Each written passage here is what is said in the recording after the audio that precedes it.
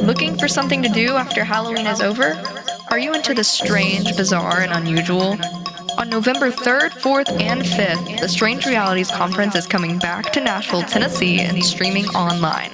Come join us for 3 days exploring mysteries, supernatural, the occult, weird history, and more, featuring lectures, presentations, and workshops by Tim Banal, Zach Hunt, Leslin Vance, Bryn Collier, Tobias Whalen, Brent Rains, Joshua Cutchin, Kiki Dombrowski, Recluse, Nathan Isaac, Christopher Ernst, Aaron Goulias, David Metcalf, Timothy Renner, Mallory Cywinski, Soraya Ascap, and special guest Steve Berg as your Master of Ceremonies.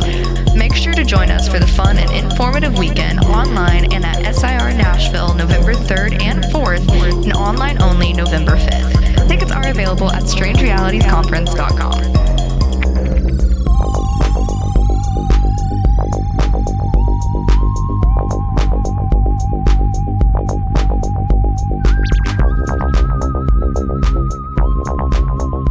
Okay, guys, welcome back to Conspirinormal, and we are just rolling right along, getting back into like semi-weekly shows. Tonight, we've got a new guest, which is another great thing that we've been doing, Sophia, where we've had new guests, and actually someone that is going to be joining us at the Strange Realities Conference coming up in November. Yeah. On site in Nashville, which we're very happy to have her.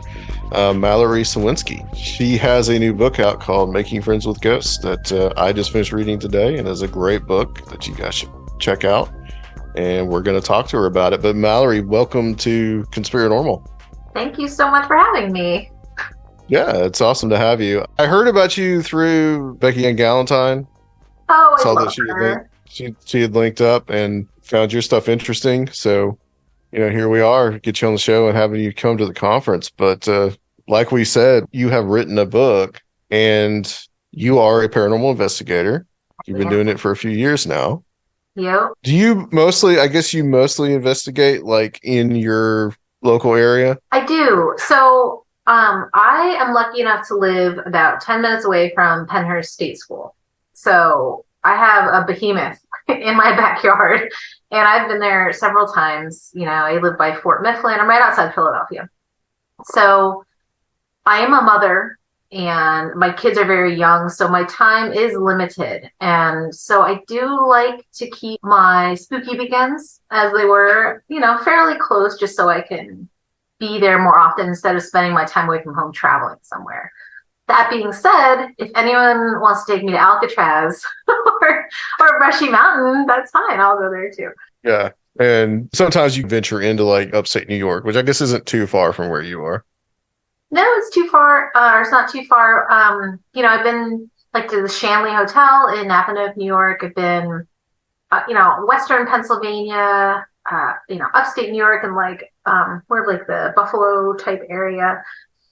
But I always laugh because I'll bring a little equipment anywhere I go. I went on like a romantic trip with my husband in September to Chicago, and there was definitely some equipment in my suitcase. I can't not bring it. It's just like now it's just a part of me, and anywhere I go, I'm like, okay, I'll find something spooky. So we know how it is. Yeah. Is there a distinctiveness that you find in kind of like that area? Because Philadelphia, that area is it's very rich with history. Because you describe a lot about these old like houses and some of these like older towns, and then places like Valley Forge, which is an amazing place that I've been to. And then also you got Gettysburg not too far from there. Do you find that there's kind of a distinctiveness that you like about that area? Yeah. Spooky or otherwise. Absolutely. The area, I don't love Philadelphia too much. Don't tell anyone I said that. But yeah, I've been through there. I understand. I know, but I'm not from here. I just want to say that. I only live here. But in terms of, paranormal opportunity here, it is pretty incredible. Valley Forge in particular, that's my favorite chapter in Making Friends with Ghosts, just because it has meant so much to me and my kids. And they're accepting, like, I'm doing this crazy stuff and I'm looking for ghosts. Like, my son ran an SD session in a little hut in Valley Forge. I mean, Gettysburg, my partner at the time she had a crazy visual. It's not my story to tell, but like that trip, I was there for one day and I can't believe how much activity I had in a single day. It's like a single afternoon. Pretty much every old tavern, old restaurant, anything made of brick around here. It's like, oh yeah, George Washington was through here, or, so-and-so, the founding fathers stayed here. There's so much that happened here. I just can't help but think that left an imprint everywhere you look. Yeah. Yeah, and the Revolutionary War battles that were around that area, there were a ton of them. And then just like, I mean, yeah, I mean, Philadelphia, I totally understand what you're saying, but once you get in that like historical section, yeah, like Sergio, you were there not that long ago, right? In Philly? Yeah. But once you get in that like historical section, like Independence Hall and like the Benjamin Franklin Museum, like you can feel it. Like you can feel that like that history and the power of like the events that happen there. It's a pretty amazing place. Yeah, as long as you survive. I have an uncle that lives in Norristown, so I've gone up there a couple of times. Oh, that's right by my house. That's where Selma Mansion is. I don't know if they're... Yeah. So can we talk about how you became involved with paranormal investigation, how that kind of became a thing for you? Yeah. So it's always, I say this kind of ad nauseum, but everyone's always like, oh, how'd you get into ghosts? And I'm like, I've just always liked them. And I was a weird kid. I think most of my paranormal friends just liked them as kids or something happened. I had a few weird things growing up. Those stories are in the book, not to be that person, but, some creepy doll experiences, this and that. But when I really started focusing on it is when my children were very young. I suffered really bad postpartum depression, really, really bad, like as bad as you can get. And my thoughts were so dark, and I felt so, wasn't me anymore. And I was just kind of like, what am I doing? My entire existence was my children. Like, it has to be. As a young mom, like, they need you. But I had let everything else go to the point where I felt empty and hopeless. It's a terrible feeling that I wouldn't wish on anyone. So, long story short, my path to recovery involved really throwing myself into my interests. And it really it lit a fire in my belly again. And I had some kind of like meaning, something to look forward to. And it helped me enjoy my children more. I felt less resentful, less hopeless. And right as I went to my first Paracon at Pennhurst, which I said is super close to my house, right as I was realizing, oh my gosh, I can go on a ghost hunt.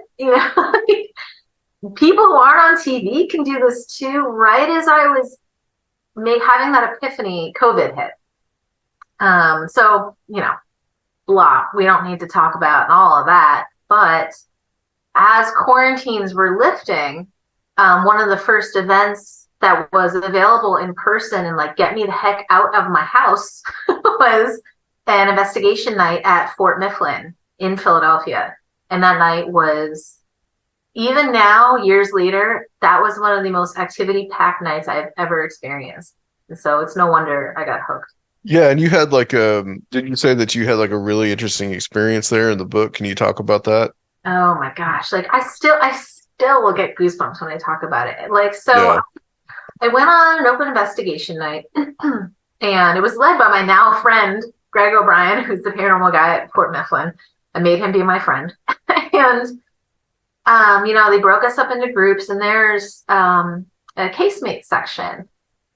It's it's an underground cell where they would hold prisoners. It's got the dome ceilings down like kind of a long hallway. And, the night went on kind of normally, and I had dragged my other mom friend who was also going crazy and also liked weird stuff. And we got broken up into groups, and we did, session here, session there. Not much happened. It was just kind of cool anyway. I was like, I'm doing this forever anyway because it's so cool. Then at the end of the night, the person who was running it from Plumeri Productions, he was like, you know what? We have some time. Go wherever you haven't gone yet that you want to go. I was like, yes, because I really wanted to go to the casemates. I kept hearing how haunted they are.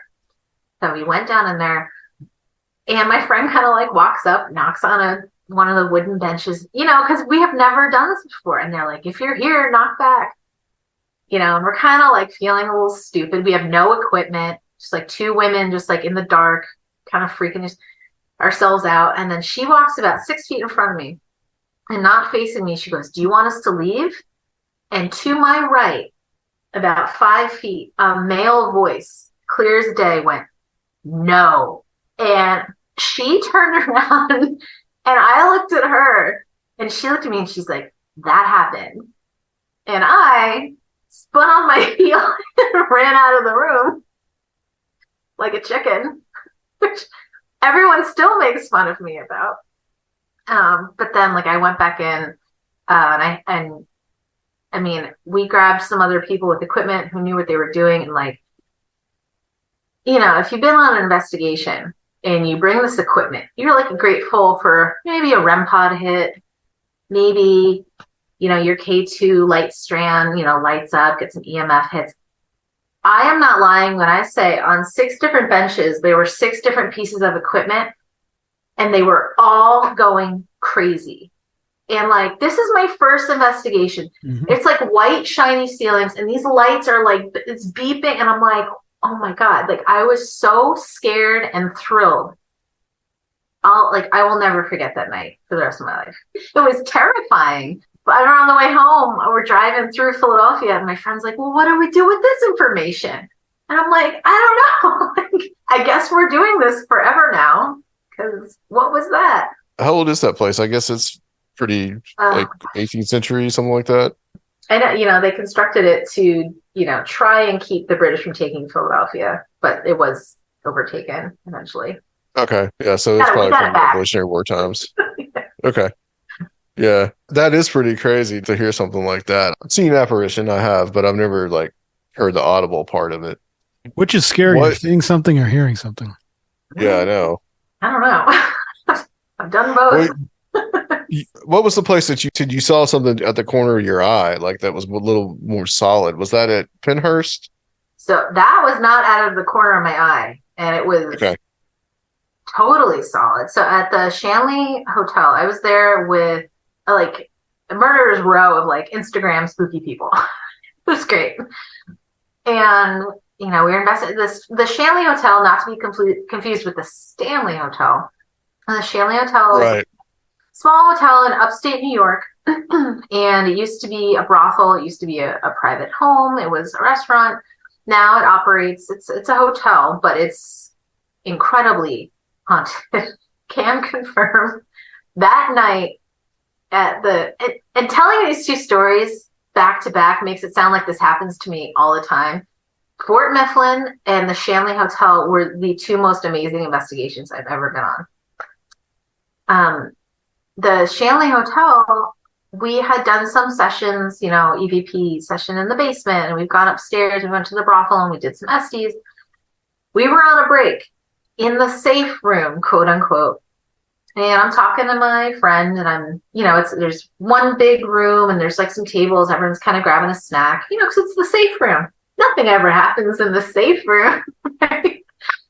And I'm staring, kind of like just zoning out, staring down the hallway. And at the end of the hallway, there's like a mini little vestibule on the left side. There's the mirror scrying room. It's literally a small room with just a mirror, and you can do mirror scrying there. And across from that is an open doorway to it's like a dorm style room. It used to be the gentleman's club. And I'm talking to my friend, drinking a crappy cup of coffee, and I'm staring, and I watch a person in white or gray walk across that hallway. And it wasn't see-through. It was incredibly tall. It did not have a head. It had like it was like a billowy shirt. Have you ever seen like those old, like an old Western, and the women with the big bosoms, and they have like the big shirt and it's tucked into like a big flowing skirt. Sure. It was kind of like that, but I could see the legs moving underneath the fabric. But I was like, what is that? What is that? I knew everyone was either behind me or there were two people in front of me, but they were sitting at the table and they were facing me. And there's no one else in the hotel. And I like took off.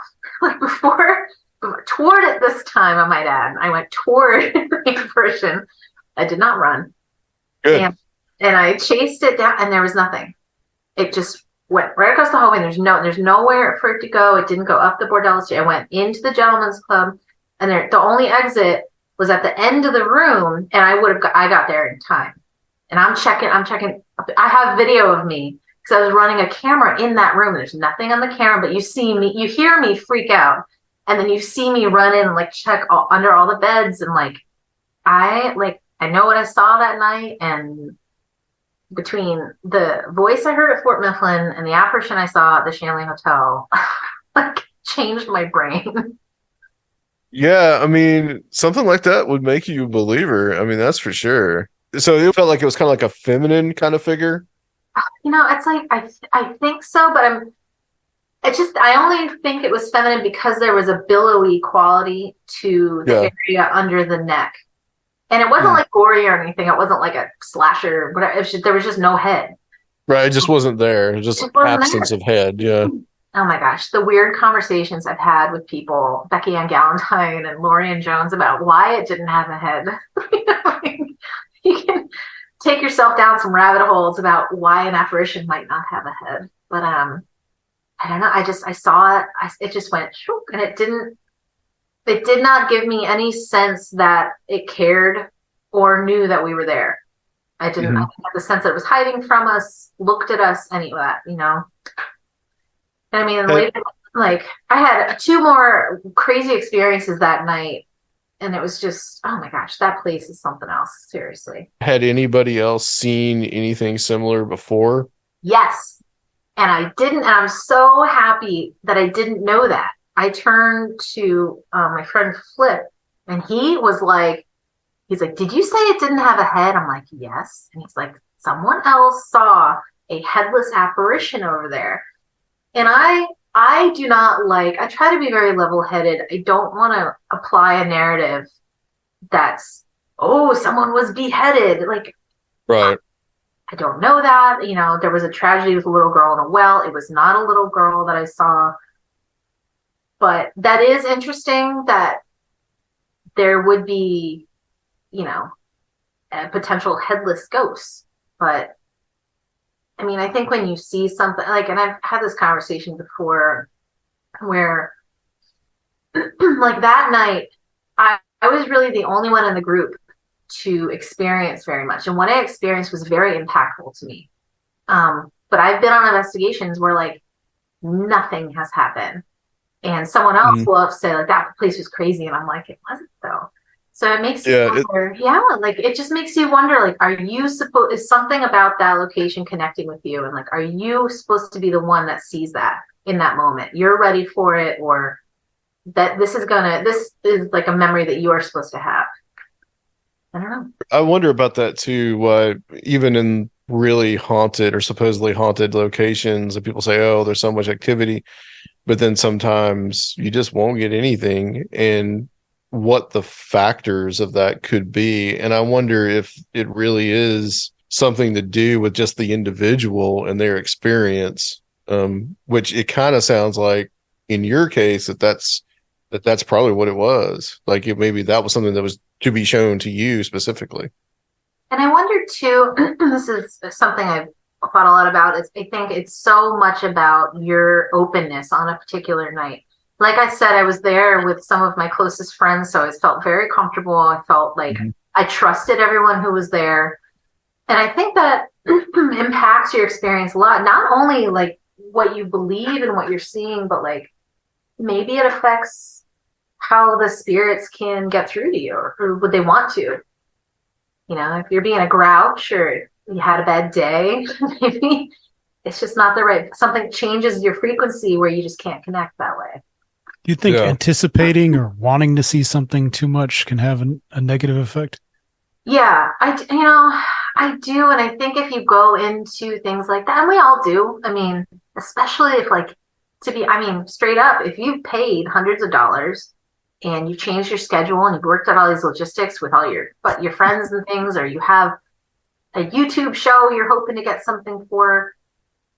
I think if you go in wanting it so bad, you are setting yourself up to either see things that aren't there or skew yourself a certain way. But I mean, in terms of connecting with spirit, I think that adds some interference. I think your motivations really affect how these nights go. Because I think that's how humans are too. And I'm the kind of person where I think most spirits were human, but I mean that's a whole other rabbit hole. But as like a researcher, like that like that's not always going to like perform on demand. No, that's just how it's going to go. Yeah, and that's what I always say. I was saying earlier about Gettysburg. I was because I was only there for literally like an afternoon, and knowing that because I'd been doing it a little bit by then, and I was like, I only have an afternoon. Like, I know, but everyone says this place is so haunted. I couldn't believe that I actually got stuff there, that I had things happen because I was there so briefly. But it, like you were saying, Surveil, it's like at Penhurst, I've been there many times, and I know the tragic history.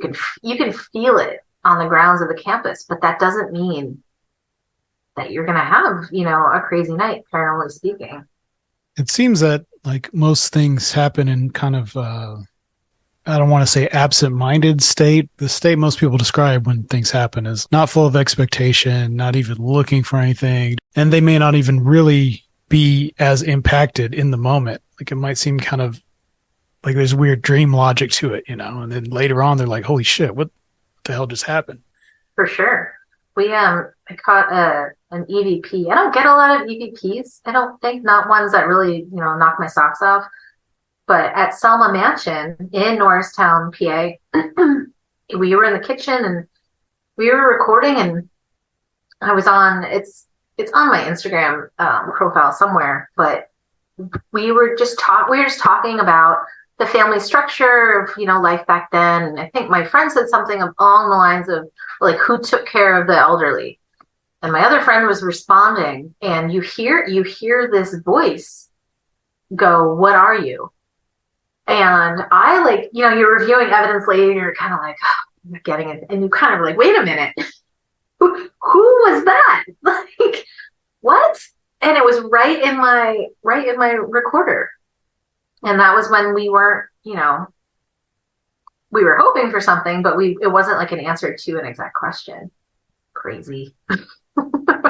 It really is interesting how I think there is like a meaningfulness to it, like I said before, to like the individual. But I want to ask you too, some of your ideas and techniques for ghost hunting. When you do an investigation, what do you do? How do you go into a location and investigate?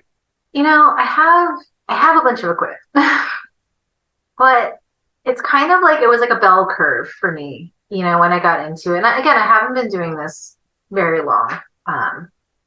There's people who've been doing this for years and years and years, and they've kind of got this thing down pat.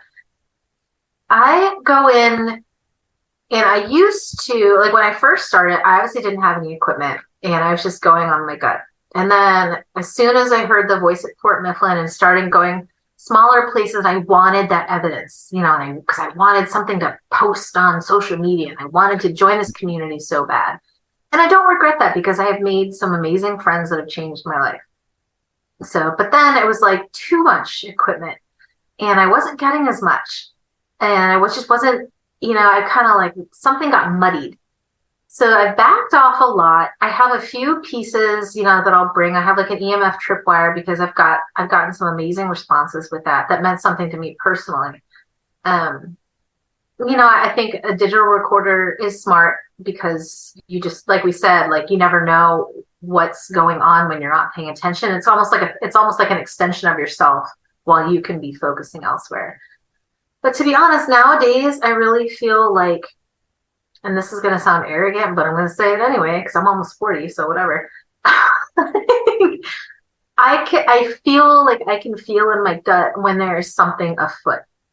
Not always, and I'm not always in that mindset, and I'm not claiming any kind of ability. I just feel like a place will speak to you if you are listening to it and you're there for the right reasons. And I've kind of pulled back a little bit, and I go on investigations for the experience and not for what I can get from it, what I can share afterward. And that has made a big difference. And that kind of brought me back to like, oh yeah, this is why I started, and this is why I connected with this so much at the beginning. And that's made a big difference to me. But I'm grateful for the whole journey that I've had. I don't really have any regrets in my paranormal career, quote unquote, so far, because doing different things and trying different things has made me different friends and given me different perspectives along the way. Yeah, and I think that's a really good way to look at it. That's really about the experience and not necessarily about I need to have all this evidence and all this kind of thing. I think that's really what it is. It's got a ritual quality to it. Sure. We've talked about this with the Bigfoot hunting community and how they are, and there's certain aspects of it that that is kind of like a ritual in a way. And I feel like that reflects back on ghost hunting and paranormal investigations. And there's also too, I think, the older idea of the respect for the dead. And I also, with ghost hunters, and one thing I really respect about them is having that respect for history, because that's very important to me. And understand, I think you've learned probably a lot about history from doing this, and about your local area from just doing paranormal investigations. Yeah. Well, and I think branching off of that, it's important to not, like I said, to not force a narrative on something, because really, let's be cool. It's yes, George Washington might have been through here, but how many other thousands of humans with lives that mattered who had loved ones? You can't just be oh, it's Martha Washington, because that is a name, and I really I really respect and appreciate those content creators or those friends that I have who are respectful of just any people who have come before. And I don't know, I just think it's so much more valuable that way if you take a little humble pie with your investigating. Back in Tennessee, so many people have seen Andrew Jackson. It's there are other people. It was old Hickory himself. How do you feel about the confrontational style of ghost hunting? This isn't a video, so I can't just make a gross face. I don't know. So I will say that I have had a ghost get a little frisky with me, so I don't mind it then. If I feel like I am being disrespected, I don't mind setting a boundary, but I do not care for the ghost bro, style of things. I think that come at me, bro. Oh my gosh. It is this disease in the paranormal community, and it's just, it makes me cringe. So is it really widespread? I don't really know. It really is. I feel like it's getting better. And I want to note, my friend Amy is so cool and level-headed about this stuff, and she's just she's we don't have to go in and be super polite, but she's sometimes you can show a little anger and frustration, and that has riled things up a little bit, but she doesn't storm in and challenge spirits. And I don't know. I've had some bad experiences I've had some good experiences with male investigators, but I've had some bad ones that are they're so keen to tell you, before you even say your name to them, they're this is how many years I've been doing this. This is what I experienced here. This is how many followers I have and whatever. I was on TV with blah, blah. I'm I don't care. And it's just this I don't know if it's in other, kind of weirdo communities. I think it's absolutely everything. As a weirdo. Is it? It's pervasive, and it's a problem. Yeah, that is a part of, I think, paranormal research, and as Raphael said, that really everywhere, but because the TV thing was really big, once Ghost Hunters came out, kind of blew. Everybody wanted to be a ghost investigator. I love You know, ghost. I loved ghost hunters too. Don't get me wrong, but everybody wanted to do that, and then there was like this big scramble for like to be on TV, which was part of being that. And I can remember being around, that time and going to these conventions. A lot of it was like, okay, you guys, we're going to show you our TV pilot and all this kind of stuff. Yeah. And there was a lot of that. And yeah, so that is definitely something that you run into. Well, and I think too, it's weird. And I explain this to my normie friends, quote unquote, who don't go on ghost hunts or don't. And there are kind of a lot of ways to be like on a guest spot on TV in this community. There are a lot of shows where you can be an investigator with someone, or like at the conventions, you meet them and sometimes you become friends with them. And then they kind of like, oh, I have this going on. Do you want this? It's not like that in a lot of other hobbies. And I think people get like bloodthirsty for it, and everyone thinks they're going to make $1 million ghost hunting. And it's icky. I'll ask you this question. Do you find that there's like a boys club attitude to this stuff? I learned real quick which investigations to go on and which to decline. Because there were a few I went and I looked around and I'm like, why am I here? I'm like, why did there's a chapter in my book about this exact sensation and realization. And I did let it happen one more time and I was like, that's it. And I literally like went up, grabbed my stuff and like left at like 11. Cause I was like, I could be home asleep or, reading my kid a bedtime story. Why am I here? I've been incredibly fortunate in the past, I would say year and a half, to really nail down. I'm a solo investigator, but I have created a community around myself of people I really trust, I genuinely enjoy, whether we be at dinner or, looking for ghosts. Is there a ghost in your house? What are you looking for? Oh, no, I just airplane flying over. That's what it is. You look scared for a minute. My spidey senses. No, but so I've been lucky. I've avoided a lot of nonsense because I'm very picky with who I will go on an investigation with. That's the way to do it. Yeah, and it's always best to create your own community, instead of trying to like fit into another one. Yes, 100%. Although it's so nice when you get together and everyone has their own relationships and, say what you will about social media, but it saved my life. And that sounds cliche, but it's true. And, posting about this stuff and just finding people this way through ghost hunting. And now I've transitioned. I still go on paranormal investigations. That's still a big focus for me. But like, I've just started like a publishing company with someone that I met through ghost hunting.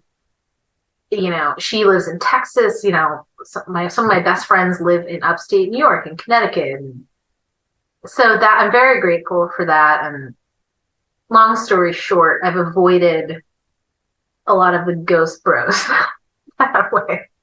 Before we stop the interview, I definitely want to talk a little bit about, you got like an anthology coming out here pretty soon. And I want to talk a little about your the publishing aspect of what you're doing, which I mean, that's awesome because I really think that like that's branching out from what you've been doing, finding like a whole other path through what you've already been doing with paranormal investigation. I think that's really awesome. Thank you. Yeah. That's kind of what we're trying to do too. I love that. I like when people take they kind of feel what's right and they kind of go their own way and they're like, let's see what happens if we do this. Absolutely. Yeah. So before you started paranormal investigating, had you had any like paranormal experiences in like earlier in your life? Yeah. There's one story, and I always say, and this is in the book, and I call it my red lobster ghost.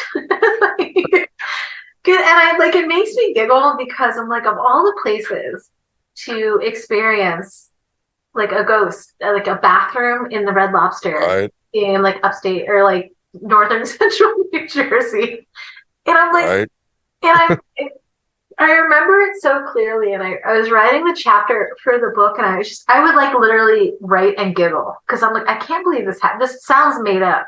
Like whoever, if you don't know me and you don't know like how just like straightforward I am, would be like, she is full of it. But I was out to dinner with my parents, and I had to use the restroom, and I was in the stall, like right up against the brick wall. There were two other stalls. Can you tell how many times I've thought about this story, the detail? And the room, it was a weird bathroom. It had like map wallpaper all like on the ceiling, and had like a sloped ceiling. So like it was kind of a creepy bathroom to begin with. And I, doing my thing in the stall, and boom, boom, boom. Like the door is rattling on the hinges, and I hadn't heard anyone come in, and the bathroom door was on like one of those stoppers where it'll like slow so it doesn't slam shut. And I'm like, wait a minute, someone's in here, kind of, polite. It was New Jersey, but it was whatever. I was like a teenager. and I like a few seconds later, and I'm like, standing up, like zipping my jeans or whatever. Boom, boom, boom. And I'm like, just a minute, like a little less polite now, like chill out, lady. Like in my brain, I'm like, man, she loves this stall. Like my brain was not on like, this is something spooky at all. It was like, this woman is annoying, and like, maybe she's going to beat me up or something, like whatever. So I like, as I'm talking, I look under the other two, and I'm like, no one's in the other two, thinking she'd be like, oh, sorry. There's nothing. And the bathroom stall is real close. Like I can't like, I didn't even think to look down if there were feet. Of course there were feet, like that's, my brain wasn't there. I was like 16. So right as I'm sliding the thing or turning the thing, it happens again. And I'm like, what? And there's no one there. And I am looking at myself in the mirror, like above the sink across, and I'm like, kind of, doing one of these, check the other two stalls again, and I'm like, and I realize then, as I have goosebumps, that I'm freezing cold, and I'm like, this is weird. And I was like, I don't know, I was gonna curse, but I'll stop. So, but in my brain, I'm like, I'm out of here. And I like didn't wash my hands, and I ran back to the table with my mom. She's like, what's the matter? And I'm like, and I told her what happened. She's like, I'm going in. She went in, and she came right back. She's like, it's freezing in there. I'm not going to the bathroom. Forget it. That's a crazy story. It's so stupid and like weird, but it happened, and I thought, I'm like, maybe in the kitchen, like some dishes fell and slammed into the wall, but like I saw the door was like rattling. Yeah. So trying to rationalize it. What it was. I wonder if you could like go on Reddit and be like, hey, off the Jersey Turnpike, has anybody ever been to this Red Lobster, and have you ever had this happen to you in the bathroom? Because it might have happened to somebody else. I did call them, and they were like, no, it like, and I felt so stupid, but I was like, I'm writing a book, and like I had this crazy thing because I'm like doing my due diligence, like, yeah, I don't know, but was it an older building?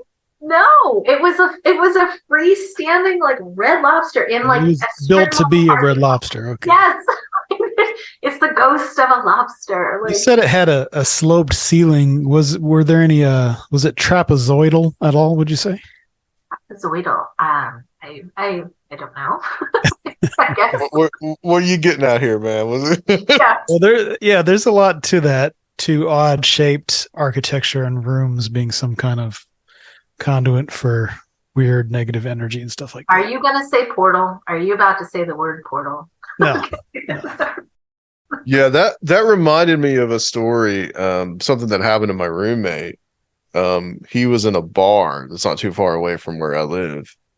This was several years ago, but he was in this bar, and he went to the bathroom, and he's in there, and he hears a whistle come from the bathroom stall. And he says something like, oh yeah, because he's drunk. And he's like, oh yeah, buddy, or something like that, and like he looks, and like nobody's coming out of the bathroom stall. He looks in the stall, nobody in there but him. Looks in there, there's nobody there. And I had like an experience, like every time I would walk in that particular bar, I always felt really uneasy. Oh. And he told me about that, and I was like, yeah, see, I think there's something going on in that place. And then someone else told me that before it was that bar, it was some other bar, and there was somebody got mad, went back and shot the place up, and one person died. And I was like, I knew it. I knew something like horrible happened in that place. That intuit, that gut feeling, that's what I was talking about before. It's like something in you, sometimes, not all the time, but sometimes like something just, that gut feeling that is like not to be ignored. It's not silly. Yeah. I mean, in all things, not just paranormal, you know, people, situations, stuff like that. That's legit. Literally every time I walk in there, I'm like, I do not feel good here. Probably a lot of bars. People get killed in bars. Yeah. Yeah. But this woman in particular, like I would just every time, you know, for him to have like that experience in there, like kind of like confirmed, like, oh yeah, there's something weird going on here. Yeah. You said that too. There was one that I think you said that you had an experience in the dorm room that was kind of weird too. That was another weird one that I was not expecting. But again, like we were saying, it's like some of the weird stuff that happens is just when you're not expecting it. And it's kind of, I say this a lot, and I say it in the book, and I believe it is. I feel like throughout my life, like the paranormal was checking on me, like be it like the spiritual side or someone, someone or something was just going like, hey, you ready yet? You know, like, are you going to pay attention to this part yet? And I wasn't ready. But so when I was in college, my junior and senior year, I went to Penn State University, and I lived in like this disgusting apartment. And it used to be a big house, and there were floors, and each floor is divided into 4 apartments. And I lived there with 5 of my girlfriends. Ugh. Oh wow. Yeah. So there were 2 of us in each of 3 bedrooms, and my brother and my sister-in-law, who was pregnant, which I feel like is notable, but I don't know why. Mm-hmm. And there's just something interesting there. Anyway. Other sides. Yeah, I don't know. And look more into that. But so they had gone there too. It was their alma mater, so they had come up to drink. Well, my brother drank, she drank O'Doul's or whatever, and we called it, pretty early. And I gave them my bedroom, and I stayed in my friend's bedroom across the hall. And in the middle of the night,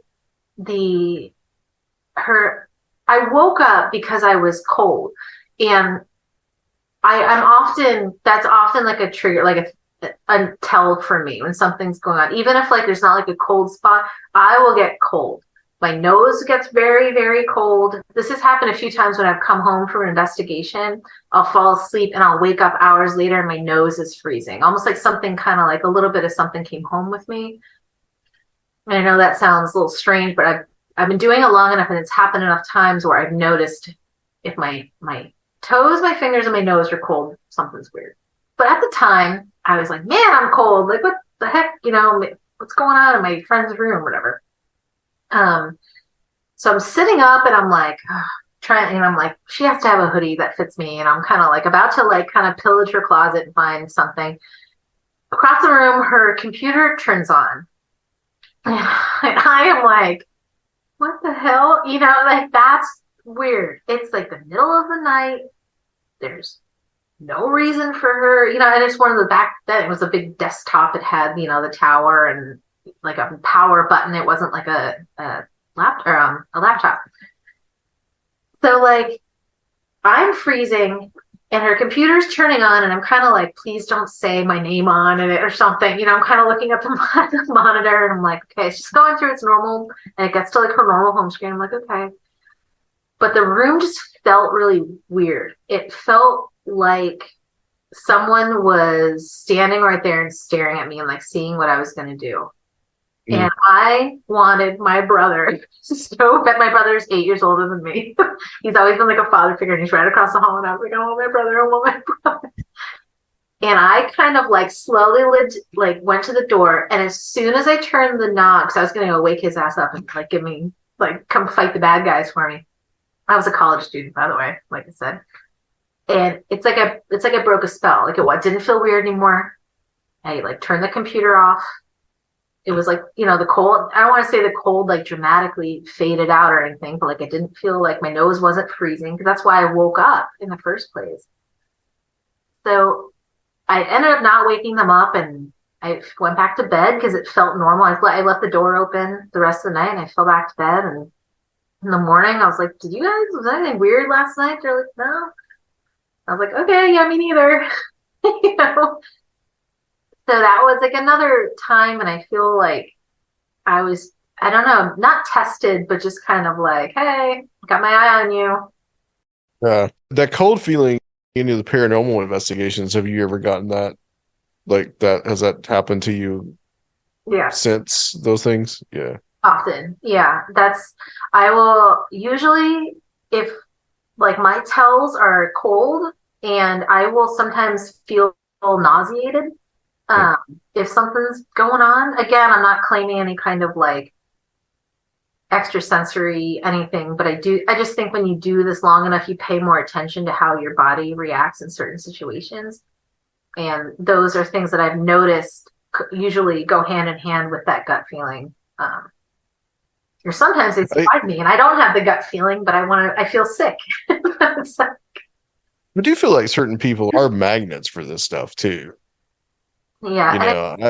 I think like those experiences, and there was another one with a doll that I talk about in the book when I was much younger. And I think these weird stories that I have were kind of like something was attracted to me in that way, being like, hey, can you see us? Kind of maybe like I have a medium friend, and I've investigated with her a couple of times, and often we will get something on, like something with a voice bank or an SD session, and it will refer to her as looking different to them, that her light is brighter or she shines brighter. It's happened a couple times at a couple different places from different people under the SDs. It's not the same person every time. So that's always really interesting whenever anything about a light comes up, when like a, quote unquote medium's around. Do you feel like women have these experiences more than men do? I don't have any like statistical analysis of this or anything, but I feel like women have these experiences way more than men. I mean, it might come down, unless you have a podcast. Is a man gonna just openly talk as much as our unusual experience is going to be as accepted from a man, especially one who's not, quote, in a community like this one, where it's kind of accepted, and you have, that being said, I do think there is something to women's intuition, especially a mother. I just feel like that's a heightened thing. I know when I had my son, he changed my sleep pattern forever because I hear everything now. And I slept with a fan, no earbuds. Now I have to sleep with like a fan, earplugs, in like a quiet room. So I don't know if it just feels like that, but I think it's the same thing where I know a lot of men suffer, from mental health issues because they're not taken as seriously, or it's not like that emotional conversation isn't as, manly or whatever, and all that bull crap, that gets tossed in with that. So maybe you have to get them around a campfire after they put back a few, and then finally start, That's probably the ones that are more into Bigfoot than ghosts, I guess. Let's talk a little bit about some of these individual investigations that you've been on. Yeah. And I had a list here, but we kind of shortened it just a little bit. Like your experiences that you had in Gettysburg, especially at Devil's Den. Oh man. Which is just, Gettysburg is such a fascinating place. Devil's Den is very unique. Oh man, I've never been there before. I've been to Gettysburg before, but I've not specifically been to Devil's Den, and like that place is wild. I mean, so we went. I went there with my then teammate. We went on Veterans Day. It was a Interesting. Wednesday, and it was pouring rain, and like it was such a whirlwind trip. We drove down, like checked into our haunted hotel, like ran to Gettysburg, ran to the battlefield because they don't let you on. Like they stopped letting people in, and we were like, we have to get in there. So like we walked up these steps, and again, this is not my story to tell. I did not see it, but I turned around, and my friend and then partner, who never like sees things, hears things, she was like white as a ghost, and she saw, like, she had a visual, and she was like, it was clear as day. She's like, and I felt he looked at me, and I looked at him, and then like right after that, I was like, all right, well, we photographed the area, like he was gone, or who knows. Just that time slip just continued on. And then we went up to the top of the vista. And as the rain kind of was building and it was cold, I started to get nauseated. And I just I had every instinct I had was like, get out of here. Get out of here. Like, this is not, you're not safe. Something is unsafe about where you are right now. And, we heard a car went by. So this, I'm not willing to call this paranormal, but a car passed us on the path, like leaving the park. But then it was about 15 or 20 minutes later. It was a good amount of time. And we heard like male voices, like yelling. And we kind of looked at each other and we're like, but we couldn't call it paranormal because a car had just passed us. So it wasn't unequivocal, But given what she saw that night, and then she had another visual and we were trying to get back to the car in the same location, I felt weird. I felt like ill. I did not feel like myself. I drove 2.5 hours to get down there and I wanted to leave, which is unlike me. I don't know. Gettysburg I don't know. That's a good one. I've had some duds. Gettysburg is not a dud. Yeah. It's again one of those places that's like uniquely powerful. Mm-hmm. I had never been to the Devil's Den area until a few years ago when I was there, and I mean it's pretty brutal that in that area. And you've got these big rocks Yeah. that are just, and good friend of ours, Timothy Renner, who lives there in York, Pennsylvania. He does a lot of work on like, why was it named the Devil stuff, and like Yeah. there's something about that land. There's something about that area Mm-hmm. that, other than the battle, there's something that like Yeah. he has this theory that the land draws things in and like actually drew. It's interesting that drew the forces of the Civil War armies to that area. Yeah. There's something about that place. There is something about that. I fully agree. I think the whole town, I mean, it's one of those places you drive through and you're like, something's, I don't know, everywhere you go in that town. And I know this is my highlight reel, so I know I keep saying that about various places, but yeah, Gettysburg is very special. And I know Devil's Den, I mean, it was called that before the battle. That's not from the battle itself. Right. I know you know that, but it's like when I was researching for the book, I'm like, dang, like. Yeah, no, I actually did think that at one time. I thought that they called it that because of the battle. Oh yeah, I did too, for sure. And I was like, oh, all right, this is coming together a little more clearly now. Yeah. And you talk about this place that's a little closer to you, the Selma Mansion. Oh that yeah. you've had some good experiences there and good investigations there as well. Yeah, big time. So I've had really good ones, and I've had very quiet ones there. That's one of those places. It's like 20 minutes from me, and around here, there's a really big paranormal community around here. I think it's because of Pennhurst. I think it's and Fort Mifflin. I think it's just a little more welcome, and there's more people who are interested in that stuff around here. And everyone has been to Selma because it's a smaller location. Not many people know it. I've been there several times, and they have like craft fairs and stuff. Anytime I can get there, I go there. So that is where we caught that amazing EVP in the kitchen that I didn't realize that we had till later. But I would say my most impactful time at Selma, and I don't love talking about this story so much, but so when I first started going there, the caretaker he was like kind of a crusty old guy, and we became like acquaintances on social media. And he would just be like, hey, Selma's having a fundraiser, blah, blah, blah, this and that. When do you want to book next? And I was booking a visit for not this past June, but last year. And I had booked it with him, gotten all the details with him squared away. And by the time the date rolled around, he had passed away. And I remember driving to Selma and even like showing up, and I was like, this is so weird. Like, it's weird that like I got the details and logistics squared away with him, and now he's not here. And like it was like his life. It was like very important to him.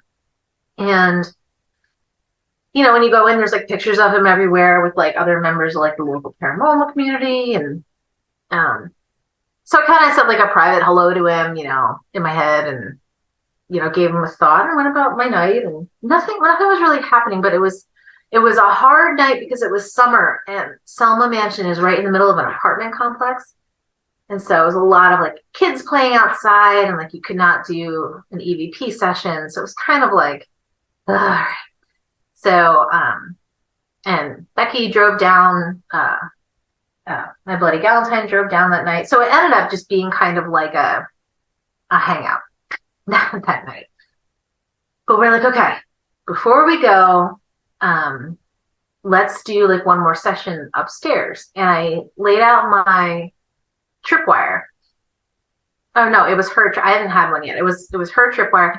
We had it out, kind of going out the hallway into the middle, the staircase, and we had the SB7 running too, which kind of cycles through radio stations. You got little clips, and you're hoping for a voice that carries over more than one station.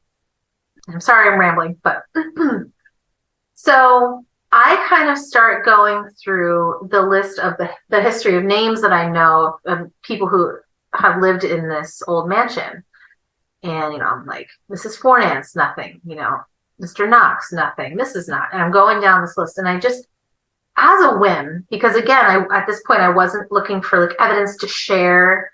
I was recording, but that was going to be just personal for me. And I'm like, do you know blank, the name of, my friend that had passed away? And the lights like went nuts. And we were all like, oh, okay. I'm like, all right, calm down. Like sometimes they go off. They hadn't all night. The timing was weird. So I'm like, let a few minutes pass. I'm like, so just to confirm, like, blank. And they went again. And I was like, oh my gosh. And then Becky asked the recorder, and she's like, do you know blank? And clear as day, we heard a male voice go, not his voice. We heard a male voice go, I know blank.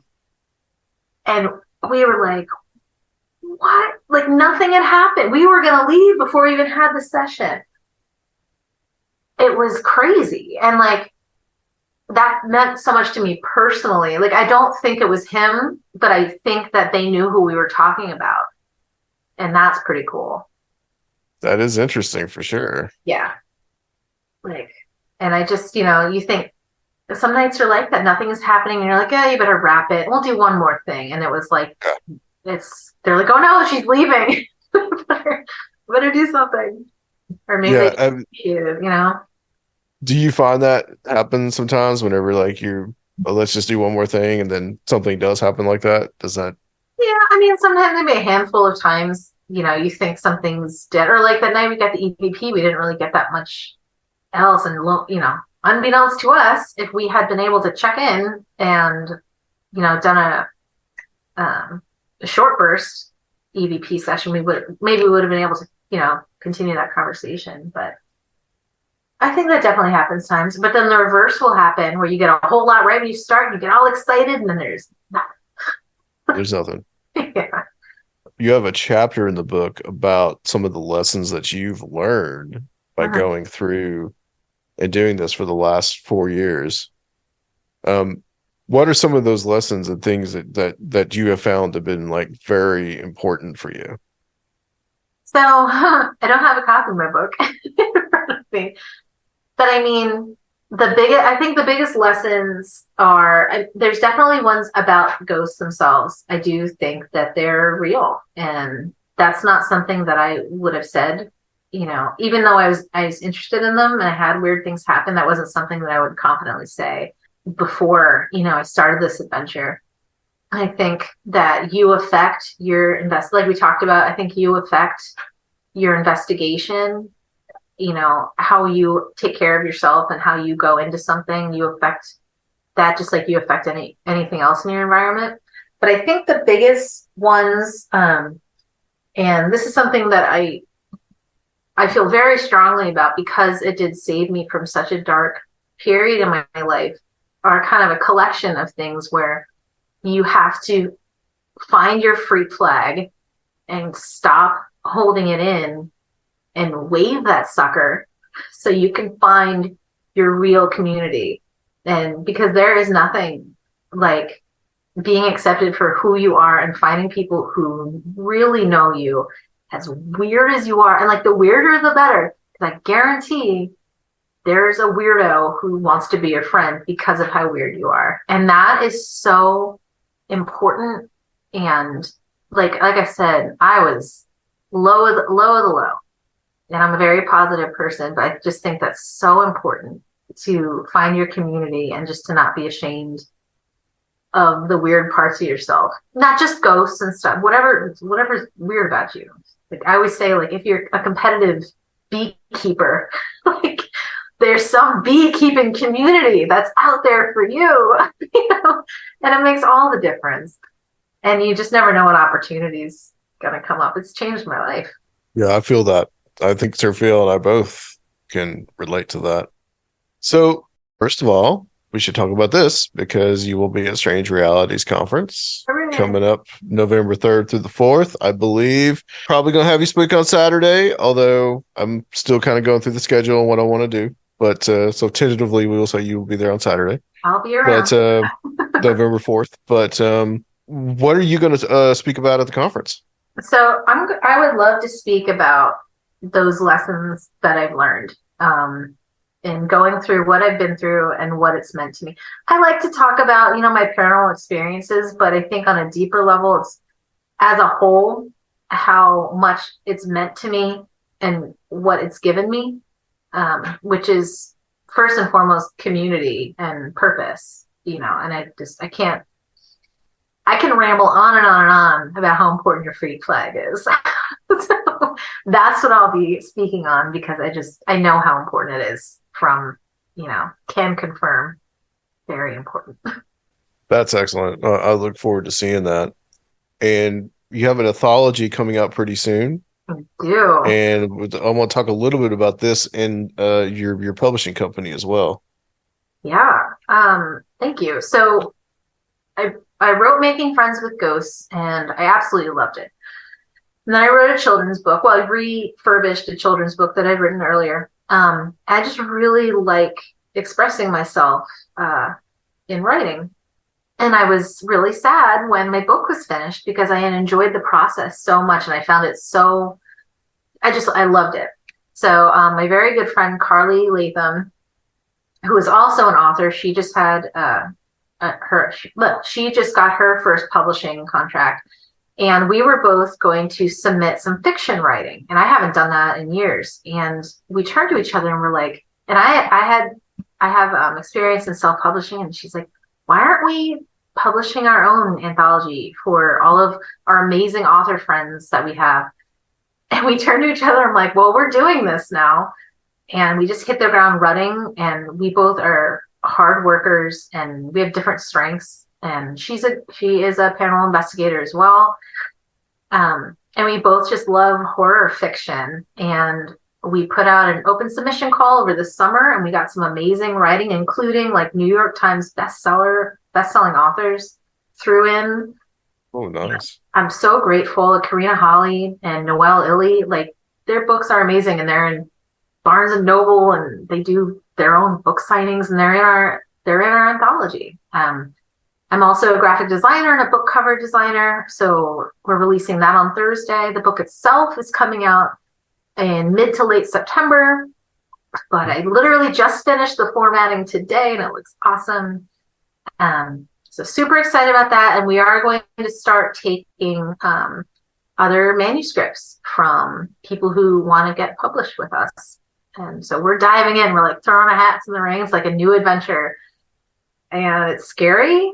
And that's how I know it's the right one. Cool. That's really awesome, Mallory. That's great. Thanks. Where can people find the book? Making Friends with Ghosts is on Amazon, ebook or paperback.